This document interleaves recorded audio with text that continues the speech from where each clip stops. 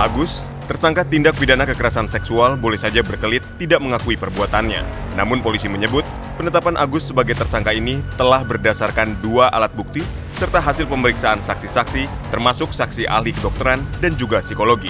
Semua ke pelaku dan dengan kata-kata kalimat, kalau tidak mengikuti permintaan saya akan bongkar aib kamu. Inilah ya rangkaian kata-kata terjadilah perbuatan pelecehan seksual itu yang terjadi di salah satu homestay yang ada di Mataram. Memang di dalam ceritanya bahwa yang membonceng itu adalah si korban ke homestay, tapi yang mengarahkan menuju homestay Nans itu satu Mataram itu adalah si pelaku. Nanti bisa didalami oleh pendamping karena yang mengawal dilakukan. Setelah itu proses, kita lakukan proses dan kita tetapkan si Agus sebagai tersangka. Dan saat ini si Agus merupakan tahanan kota. Polisi menjadikan Agus sebagai tahanan sementara selama 20 hari. Meski Agus berstatus sebagai disabilitas, polisi memastikan bahwa proses hukum yang dijalani Agus telah sesuai dengan aturan hukum yang berlaku. Berdasarkan PP 39 tahun 2020 tentang penanganan disabilitas yang berhadapan dengan hukum, sebelum kami melakukan pemeriksaan terhadap terlapor, dalam proses penyelidikan, kami sudah melakukan tindakan yang namanya penilaian personal, di mana kami melakukan asesmen terhadap terlapor, apa yang bisa dilakukan dan apa yang tidak bisa dilakukan. Karena juga kami mempertimbangkan kondisi yang bersangkutan, kami berupaya semaksimal mungkin walaupun yang bersangkutan diduga melakukan tindak pidana, tapi hak-hak yang bersangkutan kami penuhi semua.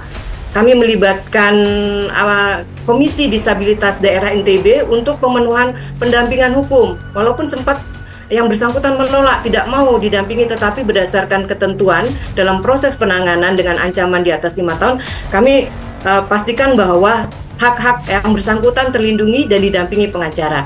Kemudian tindakan-tindakan yang kami lakukan dalam proses penyidikan, kami juga melibatkan kami melibatkan Komisi Disabilitas, kami melibatkan psikolog, sehingga walaupun proses hukum penegakan hukum berjalan, tetapi tetap hak-hak yang bersangkutan kami utamakan, kami lindungi. Meski telah berstatus tersangka dan menjadi tahanan Polda NTB, Agus tetap saja menyangkal semua sangkaan yang dialamatkan padanya. Menanggapi pernyataan Agus, pendamping korban angkat suara dan membeberkan kronologis kekerasan seksual yang diduga dilakukan oleh Agus di sebuah homestay di Kota Mataram, Nusa Tenggara Barat. Selain itu, polisi juga mengungkapkan fakta dari hasil penyidikan bahwa meski tidak punya 2 tangan, Agus mampu menggunakan jari kaki, mulut, dan giginya untuk melancarkan perbuatan keji tersebut. Ini mengatakan kepada korban untuk mandi bersih gitu. Mandi bersih dalam arti untuk membersihkan diri si korban dari masalah-masalah dan dosa-dosa di masa lalu. Kemudian di situ korban mengatakan bahwa tidak, saya sedang berpuasa dan saya tidak mau mandi bersih dengan kamu, saya bisa bertaubat sendiri. Tapi kemudian akhirnya disitulah terjadi ancaman-ancaman oleh pelaku terhadap korban ini sendiri, di mana ancaman yang terjadi yang dilontarkan saat di Taman Udayana itu adalah pelaku akan membeberkan, akan membongkar setiap hal yang kemudian sudah dia ketahui tentang si korban ini kepada orang tua. Namun pernyataan pendamping korban tersebut langsung dibantah oleh Agus. Nah, itu seperti omongan yang ini yang itu tidak ada saya ngomong kayak gitu. Apalagi yang dimana saya akan mengancam memberitahukan ke orang tuanya, sedangkan kita aja baru kenal, entah itu mantannya, saya tidak ada ngomong kayak itu. Dan juga terserang, kalau memang dia benar diperkosa atau digituin, kenapa dia tidak ngomong sendiri? Dan kenapa harus ada pendamping, sedangkan saya tidak memakai pendamping gitu. Dan sebelum itu juga di sana pada kejadian hari itu, saya juga diviralin pada sebuah kasus yang dimana di media dituduhkan saya seorang mahasiswa memperkosa orang di teras Udayana, gitu udah bilang. Dan itu saya belum dijadikan tersangka dan belum terbukti dan belum diapa-apain. Nah, yang dimana itu diviralkan oleh suatu akun media 21 Lombok itu. Nah, setelah itu saya melaporkan dia ke Polda atau ke Polresta. Nah, terus sehingga beberapa harinya kemudian seketika langsung ada anak seperti postingan di take down, dia izin men-take down dan dia bilang izin saya men-take down dengan kata-kata ini. Dia bilang itu ada, saya punya buktinya. Nah, di mana juga setelah itu dia men-take down itu, terus berapa harinya itu saya mendapat surat panggilan ini. Dan sampai sekarang kasus saya dilanjutkan, dan baru ini setelah saya viral ini baru dia langsung saya dilanjutkan kasus ini gitu. Dan saya terus terang tidak ada punya apa-apa Bu untuk ngasih pendamping atau apa gitu. Kok bisa pendampingnya ngomong seperti itu? Kenapa tidak langsung orangnya sendiri yang ngomong gitu? Agus juga berdalih perbuatan yang mereka lakukan tersebut berdasarkan atas suka sama suka. Dia mungkin suka sama saya dan mungkin saya suka sama suka gitu Bu.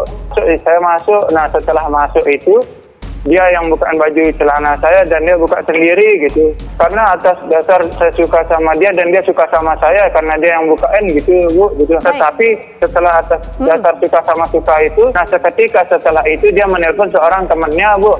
Dia bilang, tunggu saya di Islamic Center, dia bilang.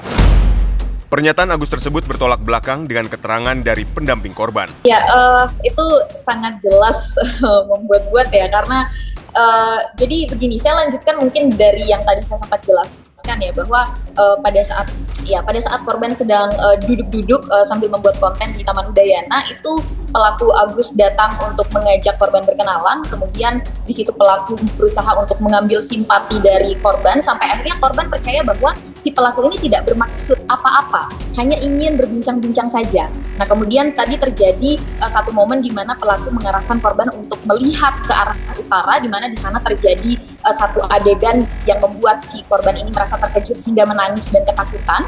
Yang kemudian si pelaku ini mengajak korban untuk berpindah tempat ke tempat yang lebih belakang, di mana tempat itu lebih sepi, tidak ada orang, untuk menghindari adegan itu. Nah, dan itu juga membuat korban masih percaya karena memang tidak ada kecurigaan saat itu dari sisi korban.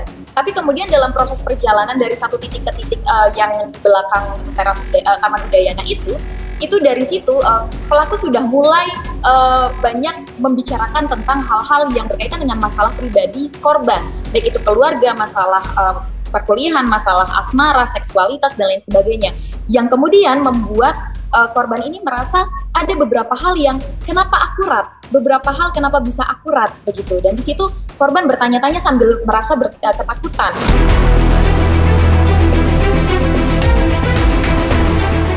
Kejaksaan Tinggi Nusa Tenggara Barat menyatakan berkas perkara kasus pelecehan seksual yang menjerat Agus penyandang disabilitas asal Kota Mataram belum lengkap.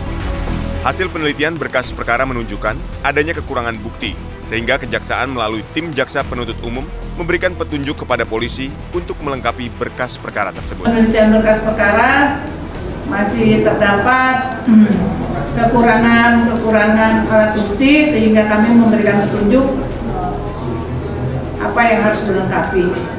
Kalau dari media ramai bahwa ada posko pengaduan terhadap korban-korban IWAS, itu kurang lebih sudah belasan. Namun demikian masih dalam berkas perkara karena dari awal itu yang pelapor baru satu dan ada 2 orang lagi yang menjadi korban, jadi baru ada 3. Agus, pria penyandang disabilitas yang ditetapkan sebagai tersangka kasus pelecehan seksual, menjalani pemeriksaan di Mapolda Nusa Tenggara Barat. Agus tiba di Mapolda Nusa Tenggara Barat bersama ibunya. Selain itu, Agus juga turut didampingi oleh kuasa hukum. Ini merupakan pemeriksaan pertama Agus setelah ditetapkan sebagai tersangka kasus tindak pidana kekerasan seksual. Agus menjalani pemeriksaan di Subdirektorat Remaja, Anak dan Wanita di Treskrimum Polda NTB. Pemeriksaan berlangsung selama beberapa jam dengan melibatkan pengacara dan pihak keluarga. Memang hari ini kita agendakan untuk melakukan tambahan pemeriksaan tambahan terhadap tersangka atas nama Agus. Jadi sampai saat ini pemeriksaan masih tetap berjalan, dan hari ini juga tersangka didampingi dengan pengacara yang baru hari ini, dan sudah kita terima surat kuasa pendampingan dari pengacara yang baru. Itu aja, karena pemeriksaan belum selesai, masih tahap proses pemeriksaan sampai saat ini. Terus untuk terkait dengan pemenuhan, salah satu kemarin kita sudah koordinasikan bahwa kita memperhatikan tersangka, salah satu bentuk adalah tahanan rumah. Sebenarnya ini merupakan bagian dari kami memperhatikan hak-haknya dari pelaku. Menteri Sosial Saifullah Yusuf bahkan turut hadir di lokasi pemeriksaan untuk memastikan hak tersangka sebagai penyandang disabilitas tetap terpenuhi. Tadi saya juga bertemu dengan pengacaranya Mas Agus. Saya tanya tentang proses yang dilalui dan tentu pengacaranya menjelaskan dilayani dengan sangat baik dalam proses pemeriksaan ini. Hak-haknya dipenuhi, mulai yang menyangkut teknis, layanan-layanan yang diperlukan, maupun sampai juga tentu pelayanan medis, pelayanan psikis, yang semuanya itu tentu diperlukan pada saat proses pemeriksaan. Dengan begitu, saya yakin bahwa proses yang dilalui Mas Agus di Polda NTB ini dilakukan dengan suatu kehati-hatian, suatu ketelitian, tahap demi tahap. Dalam pemeriksaan selama beberapa jam tersebut, Agus tetap membantah bahwa ia telah memaksa korban untuk melakukan hubungan seksual seperti yang dituduhkan. Jumlah korban pelecehan seksual yang dilakukan Agus sudah bertambah menjadi 15 orang. Dari 15 orang tersebut, 7 korban sudah melapor secara resmi ke polisi, termasuk 2 diantaranya yang masih berusia anak di bawah umur. Kasus ini berawal dari laporan seorang mahasiswi yang mengaku menjadi korban pelecehan seksual oleh Agus, pemuda penyandang disabilitas asal Kota Mataram, Nusa Tenggara Barat. Laporan mahasiswi yang mengaku menjadi korban Agus tersebut diterima polisi pada 7 Oktober lalu. Perkembangan penyidikan, karena sudah masuk ke tahap penyidikan terkait dengan kasus ini, hari kemarin pertama 1 korban yang menjadi pelapor di dalam berkas perkara ini, ditambah 2 saksi awal, termasuk juga saksi dari teman korban. Ada juga tambahan lagi 2 saksi yang mengalami kasus yang sama, dan alhamdulillah sebenarnya ada 2 lagi yang sudah kita lakukan identifikasi, dan 1 sudah kita lakukan pemeriksaan BAP, pemeriksaan saksi dalam bentuk berita acara pemeriksaan. Ya. Jadi totalnya sebenarnya ada 7 yang sudah kita lakukan pemeriksaan di dalam berkas perkara ini. Selain membuka posko pengaduan terkait kasus dugaan pelecehan seksual yang menjerat Agus, polisi juga bekerja sama dengan Komisi Disabilitas Daerah Nusa Tenggara Barat. Saya sampaikan bahwa sampai hari ini ada penambahan 2 yang menyampaikan ke KDD. Kemudian yang diperiksa juga ada penambahan. Jadi yang kemarin yang diperiksa baru 5. Sampai hari ini yang diperiksa sudah 7. Yang melapor ke yang istilahnya memberikan informasi ke KDD totalnya jadi 15. Kalau asalnya karena ini kan mahasiswi ya, ada yang di Mataram, ada juga yang luar daerah yang kos gitu. Kalau yang anak-anak yang sudah diperiksa Mataram dua-duanya. Ketua Komisi Disabilitas Daerah NTB, Joko Jumadi mengatakan, jumlah korban Agus bertambah 2 orang, dari sebelumnya 13 orang menjadi 15 orang. 3 orang dari total 15 korban yang melapor adalah anak di bawah umur. 2 dari 3 korban berusia anak tersebut sudah diperiksa. Salah satunya bahkan mengaku berhasil kabur saat hendak dilecehkan oleh pemuda penyandang disabilitas bernama Agus. Setelah kasusnya menjadi polemik, fakta-fakta baru tentang perilaku Agus pun terungkap publik. Mulai dari kesaksian orang-orang yang telah lama mengenal Agus, hingga jejak digital berupa rekaman video ketika Agus berdua dengan seorang anak perempuan yang hanya mengenakan pakaian dalam di sebuah kamar. Saksikan Benang Merah episode selanjutnya, video rekaman saat Agus beraksi.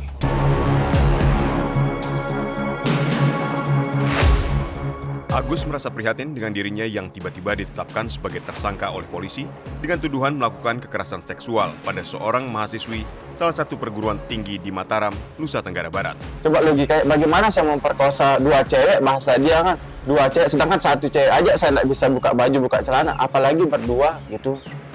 Dengan keadaan segini, sedangkan saya masih dirawat sama mama saya, dimandiin, dibukain baju, dipasangin celana, di semuanya seperti bapak lihat sendiri. Pertama datang bapak datang ke rumah saya masih dimandiin gitu. Menurut Agus, jangankan untuk melakukan tindakan asusila, Ia sendiri tidak mampu melakukan aktivitas sehari-hari secara mandiri. Mulai dari makan, mengenakan baju, bahkan untuk mandi dan cuci kakus, Agus mengaku harus dibantu oleh ibunya. Agus memang memiliki keterbatasan fisik dan tidak memiliki kedua lengan alias buntung sejak lahir.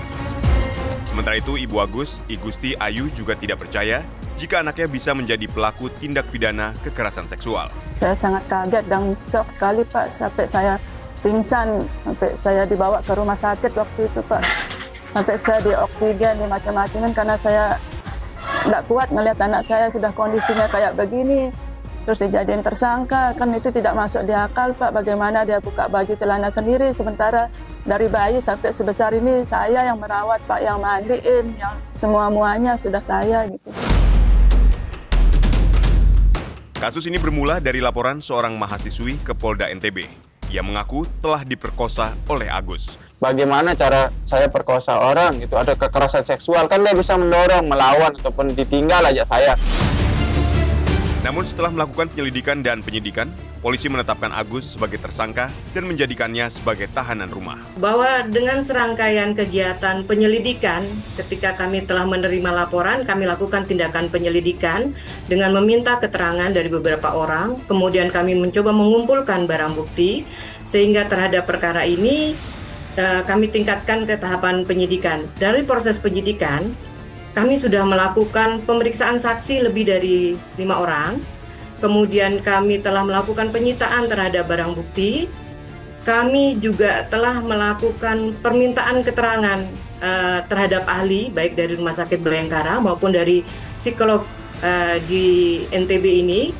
Dari fakta-fakta tersebut, termasuk kami meminta keterangan dari pihak terlapor dalam kapasitasnya sebagai saksi, sehingga hal itu memperkuat kami dan mendapatkan 2 alat bukti dalam proses penyidikan, sehingga meningkatkan status yang bersangkutan dari saksi menjadi tersangka terhadap peristiwa pelecehan seksual fisik, ya sebagaimana yang dilaporkan oleh korban. Sementara itu, Agus terus menyangkal dan merasa menjadi korban fitnah. Ada masyarakat, ada semuanya, pas pemeriksaan atau kekerasan seksual. Itu kan kekerasan itu terserah kekerasan fisik ataupun ancaman yang seperti apa yang saya gunakan. Kekerasan apakah saya bawa pisau, apakah saya bawa senjata, apakah apa gitu.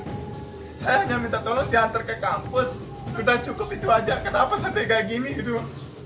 Benar Bu, saya tahu saya salah orang tua salah, tapi jangan pernah menginjak-injak sama orang keluarga saya itu.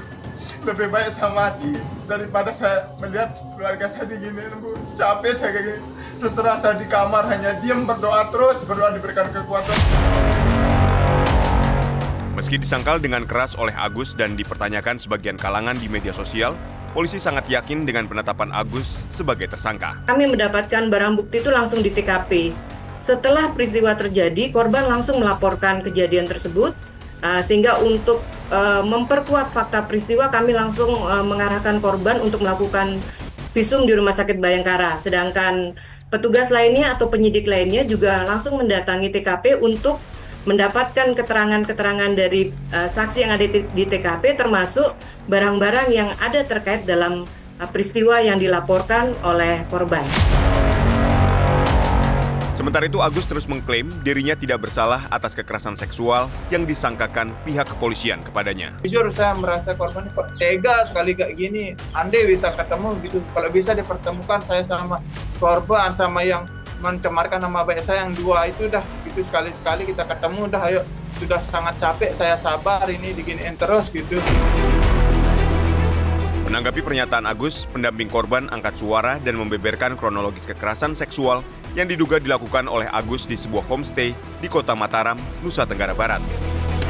Selain itu, polisi juga mengungkapkan fakta dari hasil penyidikan bahwa meski tidak punya 2 tangan, Agus mampu menggunakan jari kaki, mulut, dan giginya untuk melancarkan perbuatan keji tersebut. Ini mengatakan kepada korban untuk mandi bersih gitu. Mandi bersih dalam arti untuk membersihkan diri si korban dari masalah-masalah dan dosa-dosa di masa lalu. Kemudian di situ korban mengatakan bahwa tidak, saya sedang berpuasa dan saya tidak mau mandi bersih dengan kamu, saya bisa bertaubat sendiri. Tapi kemudian akhirnya disitulah terjadi ancaman-ancaman oleh pelaku terhadap korban ini sendiri. Kasus tindak pidana kekerasan seksual yang menjerat seorang pria disabilitas bernama Agus terus menjadi polemik publik. Sebagian kalangan meragukan kemampuan seorang penyandang disabilitas untuk dapat melakukan tindak pidana kekerasan seksual. Mereka bahkan meragukan hasil kerja pihak kepolisian. Sementara itu, Direktur Direktorat Reserse Kriminal Umum Polda NTB, Kombes Pol Syarif Hidayat mengatakan pihaknya sudah menemukan bukti baru kasus dugaan pelecehan seksual dengan tersangka Agus. Bukti baru yang ditemukan oleh Direktorat Reserse Kriminal Umum Polda NTB itu adalah video bukti percakapan antara Agus dengan seorang korban. Kakak cantik, jangan mau merusak diri.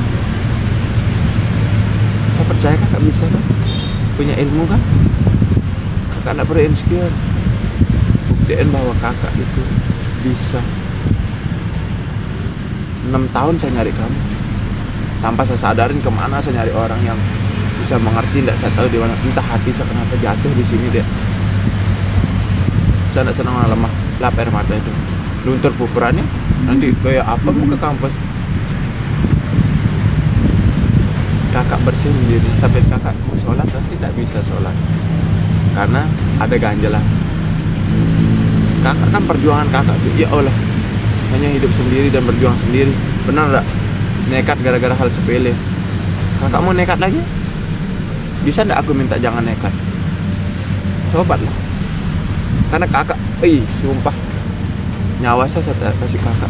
Biar kakak tahu bahwa kakak itu berarti bagi dunia ini. Kakak akan jadi orang yang tertinggi besok. Saya bukan mengarang, buktiin kalau saya bohong. Kapanpun kamu ketemu saya, kamu bisa bunuh saya. Tapi kumohon kakak, setengah percaya, sedikit percaya. Itu pikiranmu sekarang. Karena kamu baru kenal saya bisa baca langsung kok. Bingung kenapa saya ngomong gini. Kamu kira saya sama modus sama kayak cowok yang lain? Benar kan?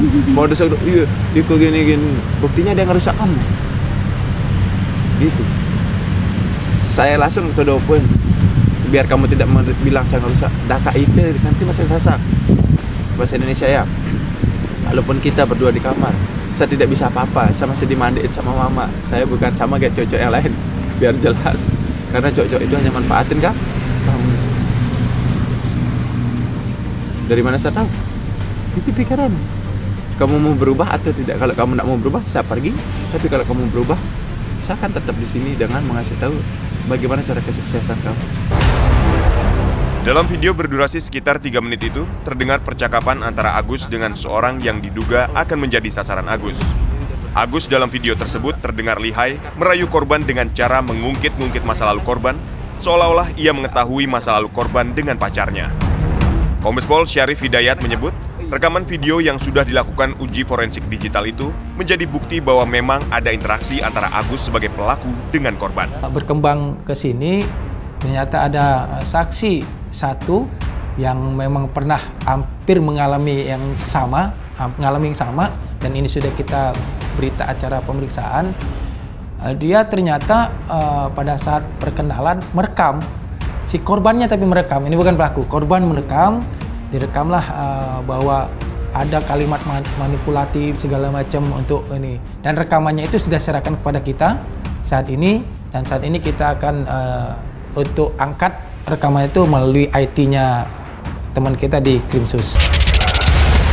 Dalam video ini terdengar kalimat-kalimat manipulatif Agus yang memanfaatkan kelemahan korban. Dugaan kasus kekerasan seksual dilakukan Agus pada 7 Oktober 2024 lalu dan terungkap setelah korban membuat laporan. Akibat perbuatannya, Agus ditetapkan sebagai tersangka dan dijerat pasal 6C Undang-Undang Nomor 12 Tahun 2020 tentang tindak pidana kekerasan seksual. Berdasarkan hasil penyelidikan polisi, kasus kekerasan seksual dilakukan Agus di sebuah homestay yang terletak di Kota Mataram. Di homestay tersebut terdapat 10 kamar yang berderet di depan dan di belakang. Diduga korban kekerasan seksual yang dilakukan oleh Agus lebih dari 1 orang dengan lokasi di homestay yang sama. Polisi juga telah memeriksa pemilik dan karyawan homestay untuk mengungkap homestay tersebut bahkan pernah melihat Agus membawa 4 perempuan lain pada waktu yang berbeda-beda. Keterangan dari pemilik homestay dan karyawan homestay menyatakan bahwa sebelum kejadian tanggal 7 Oktober 2024 yang pada saat dilaporkan, itu memang si Agus dilihat oleh karyawan maupun pemilik homestay itu pernah berdatang ke homestay dengan perempuan yang berbeda sekitar 4-5 kali. Kalau ini keterangan di dalam penyidikan ya, kita sesuai fakta penyampaian pada saat BAP ya. Mahasiswi yang melaporkan kasus ini diduga menjadi korban pertama yang dibawa Agus ke homestay. Agus diduga memanfaatkan manipulasi emosional untuk memaksa korbannya. Memanfaatkan perempuan ataupun korban itu sendiri, terus perkenalan, mengungkapkan latar belakang ataupun penghasilan yang ada di perempuan tersebut, memanipulatif dengan kalimat-kalimat, karena kalimat yang bersama. Kalian itu kamu tuh perlu di pencerahan, perlu dimandikan, masih kotor segala macam. Itu kalimat itu. Jadi seolah-olah si pelaku ini mempunyai kemampuan untuk bisa menyadarkan dari kesalahan-kesalahan si korban ini gitu. Sementara itu di kalangan rekan-rekannya, Agus ternyata dikenal sebagai sosok yang memiliki kemampuan layaknya seorang motivator. Bicaranya Agus ini sangat-sangat luar biasa ya. Percaya dirinya itu tentu yang lebih menjadi daya tarik tersendiri. Cara membantah argumentasi kita itu dia lebih masuk akal kalau kita lihat ya. Kalau kita hadapi dia berbicara secara langsung lah dengan kita ya head-to-head itu. Jadi apa yang kita sampaikan itu, jadi argumentasinya itu lebih ngena gitu.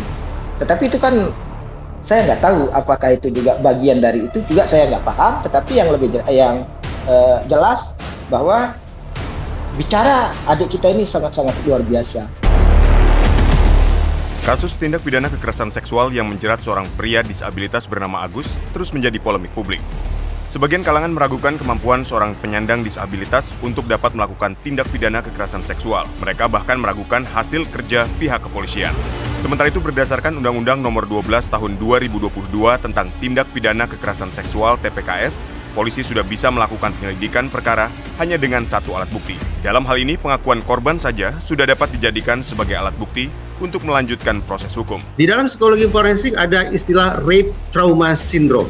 Istilah ini memang masih kontroversial, tetapi istilah rape trauma syndrome atau sindroma trauma akibat pemerkosaan merupakan bukti pengakuan dari sebagian ilmuwan bahwa trauma yang dialami oleh korban-korban kekerasan seksual terlebih ruda paksa adalah trauma yang amat sangat dahsyat sifatnya. Begitu dahsyat sifatnya sampai-sampai ilmuwan memperkenalkan istilah tersendiri yang berbeda dari gangguan stres pasca trauma. Tapi gunakan istilah spesifik yaitu rape trauma syndrome alias sindroma trauma akibat pemerkosaan. Ini merupakan pengakuan, ini merupakan penegasan bahwa sekali lagi guncangan jiwa yang dialami oleh para korban kekerasan seksual memang tidak bisa disamakan dengan guncangan jiwa yang dialami oleh mereka yang menjadi korban kejahatan-kejahatan jenis lainnya. Agus diduga memanfaatkan manipulasi emosional dan ancaman psikologis untuk memaksa korbannya melakukan tindakan asusila. Memanfaatkan perempuan ataupun korban itu sendiri, terus perkenalan, mengungkapkan latar belakang ataupun penghasilan yang ada di perempuan tersebut, memanipulatif dengan kalimat-kalimat, karena kalimat yang bersama. Kalian itu kamu tuh perlu di pencerahan, perlu dimandikan, masih kotor segala macam. Itu kalimat itu. Jadi seolah-olah si pelaku ini mempunyai kemampuan untuk bisa menyadarkan dari kesalahan-kesalahan si korban ini gitu. Rekaman video dan suara yang digunakan sebagai alat bukti menunjukkan bagaimana Agus memengaruhi korbannya. Dalam video ini terdengar kalimat-kalimat manipulatif Agus yang memanfaatkan kelemahan korban. Kakak cantik, jangan mau merusak diri. Saya percaya kakak bisa kan? Punya ilmu kan? Kakak tidak perlu insecure. Buktiin bahwa kakak itu bisa. 6 tahun saya nyari kamu. Tanpa saya sadarin kemana saya nyari orang yang bisa mengerti, tidak saya tahu di mana. Entah hati saya kenapa jatuh di sini deh. Saya tidak senang lemah, lap air mata itu. Luntur pukurannya, nanti kayak apa mau ke kampus. Kakak bersih sendiri, sampai kakak sholat pasti tidak bisa sholat. Karena ada ganjalan. Kakak kan perjuangan kakak tuh, ya Allah. Hanya hidup sendiri dan berjuang sendiri. Benar tak? Nekat gara-gara hal sepele. Kakak mau nekat lagi? Bisa ndak aku minta jangan nekat? Tobat lah. Karena kakak, sumpah nyawa saya kasih kakak, biar kakak tahu bahwa kakak itu berarti bagi dunia ini. Kakak akan jadi orang yang tertinggi besok. Saya bukan mengarang, buktiin kalau saya bohong. Kapanpun kamu ketemu saya, kamu bisa bunuh saya. Tapi kumohon kakak, setengah percaya, sedikit percaya. Itu pikiranmu sekarang. Karena kamu baru kenal saya bisa baca langsung kok. Bingung kenapa saya ngomong gini. Kamu kira saya sama modus sama kayak cowok yang lain? Benar kan? Modus iya, itu gini. Buktinya dia ngerusak kamu. Gitu. Saya langsung to the point. Biar kamu tidak bilang saya ngerusak. Daka itu nanti masih sasak. Bahasa Indonesia ya. Walaupun kita berdua di kamar, saya tidak bisa apa-apa. Saya masih dimandiin sama mama. Saya bukan sama kayak cowok yang lain. Biar jelas. Karena cowok itu hanya manfaatin kah? Kamu. Dari mana saya tahu? Itu pikiran. Kamu mau berubah atau tidak? Kalau kamu tidak mau berubah, saya pergi. Tapi kalau kamu berubah, saya akan tetap di sini dengan mengasih tahu bagaimana cara kesuksesan kamu. Berkembang ke sini, ternyata ada saksi satu yang memang pernah hampir mengalami yang sama, dan ini sudah kita berita acara pemeriksaan. Dia ternyata pada saat perkenalan merekam si korbannya, tapi merekam, ini bukan pelaku, korban merekam, direkamlah bahwa ada kalimat manipulatif segala macam untuk ini, dan rekamannya itu sudah serahkan kepada kita saat ini, dan saat ini kita akan untuk angkat rekaman itu melalui IT-nya teman kita di Krimsus. Setelah menerima laporan korban dan melakukan serangkaian proses hukum, polisi kemudian menetapkan Agus sebagai tersangka. Agus dijerat pasal 6C Undang-Undang Nomor 12 Tahun 2022 tentang tindak pidana kekerasan seksual. Dua korban baru melaporkan kasus ini ke Komisi Disabilitas Daerah NTB dengan membawa bukti tambahan. Total telah terdapat 15 orang yang mengaku menjadi korban kebiadaban Agus. Para penyidik kini fokus melengkapi barang bukti untuk memenuhi petunjuk jaksa peneliti. Bukti-bukti ini digunakan dalam proses rekonstruksi kasus dengan menghadirkan Agus sebagai tersangka. Rekonstruksi dilakukan di 3 lokasi, Taman Udayana, Islamic Center, dan sebuah homestay yang diduga kuat menjadi lokasi tindak pidana kekerasan seksual tersebut. 49 adegan diperagakan untuk menggambarkan kronologi kejadian. Terdapat perbedaan versi kejadian menurut pengakuan Agus dan para korban. Meski penyandang tunadaksa, Agus diduga kuat memang dapat melakukan tindak pidana kekerasan seksual. Apapun dia tunadaksa, betapapun dia tidak memiliki kelengkapan tubuh yang sempurna, namun dengan mengandalkan kecerdasan yang dia punya, dia sekali lagi akan bisa melakukan siasat psikologis terhadap targetnya. Siasat psikologis itu bisa berupa ancaman, intimidasi, teror, ataupun tekanan-tekanan terhadap psikis target. Tapi ada juga modus yang lain, yaitu berupa grooming behavior, tipu muslihat, iming-iming hadiah, ajakan pertemanan, tawaran persaudaraan, perlindungan, dan hal-hal yang terkesan positif lainnya. Sehingga dia bisa melancarkan siasat-siasat psikologis sebagaimana yang saya katakan tadi, maka mungkin saja dia akan bisa memaksa target untuk melakukan perbuatan seksual sebagaimana yang diinginkan oleh si pelaku. Kalau kemudian si target tidak ingin adanya kontak seksual itu, tetapi dia sudah termanipulasi secara psikis oleh pelaku, maka ini yang tadi saya sebut sebagai aktivitas seksual yang non-konsensual. Ketika aktivitas seksual dilakukan secara non-konsensual, maka praktis ini merupakan kekerasan seksual. Kasus ini juga mengindikasikan adanya sekstorsi, yaitu tindak pemerasan disertai dengan ancaman. Ancaman tersebut dapat berkaitan dengan fisik, reputasi, ataupun penyebaran konten pribadi dan sebagainya. Sedangkan pemerasan dapat berupa pemaksaan hubungan seksual, uang, dan jenis keuntungan lainnya. Sementara itu, tindak pidana kekerasan seksual adalah jenis pidana yang sangat serius. Di dalam psikologi forensik ada istilah rape trauma syndrome. Istilah ini memang masih kontroversial, tetapi istilah rape trauma syndrome atau sindroma trauma akibat pemerkosaan merupakan bukti pengakuan dari sebagian ilmuwan bahwa trauma yang dialami oleh korban-korban kekerasan seksual terlebih ruda paksa adalah trauma yang amat sangat dahsyat sifatnya. Begitu dahsyat sifatnya sampai-sampai ilmuwan memperkenalkan istilah tersendiri yang berbeda dari gangguan stres pasca trauma atau post trauma stress disorder, tapi gunakan istilah spesifik yaitu rape trauma syndrome alias sindroma trauma akibat pemerkosaan. Berdasarkan Undang-Undang Nomor 12 Tahun 2022 tentang Tindak Pidana Kekerasan Seksual (TPKS), polisi sudah bisa melakukan penyelidikan perkara hanya dengan satu alat bukti.